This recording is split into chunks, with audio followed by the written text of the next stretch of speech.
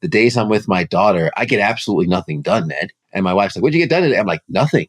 And it was fantastic. But 6 months ago, or even before my daughter was born, if the whole day went by and I didn't get anything done, I'm like, oh my gosh, I'm the kind of guy that would need a mental health day and then beat myself up for the mental health day because I didn't do anything.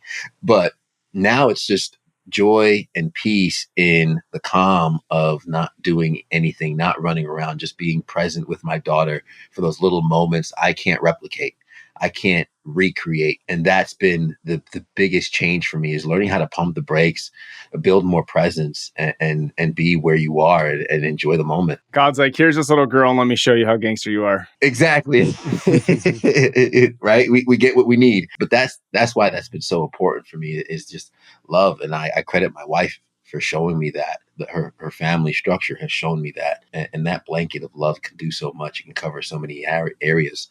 So that's the first and foremost thing that I would start with and lean into. And what does love mean to you? So I'm going to ask it in two parts. You can it's interesting you use the word love and then use the word structure. I haven't heard a lot of people use, like, asking about fatherhood, talking about structure, but that's like such a key component to what you and I are supposed to do, right? We want to build a home and a place where you walk in and it's just peaceful, right? Like, we have the ability to be this oak tree that our family can just come underneath and, like, hey, we're here, they trust us, etc. And I think there's this combination or this relationship of love and structure. Our culture, I think, would say, like, love and structure don't go together.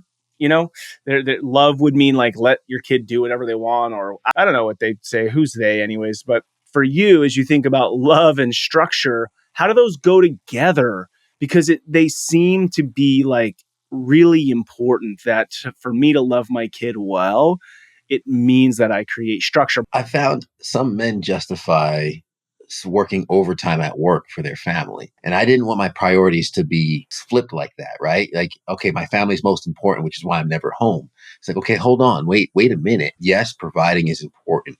Yes, being able to help set a strong financial foundation for your family and your future is important, but also at what cost? Right? If there's food on the table, the bills are paid, the roof's over our head, pillows under our head, we are taken care of, we are covered, we're provided for. All the growth that comes on the back end, those are the ambitions, and those are the infinite goals that will never be fulfilled. Right?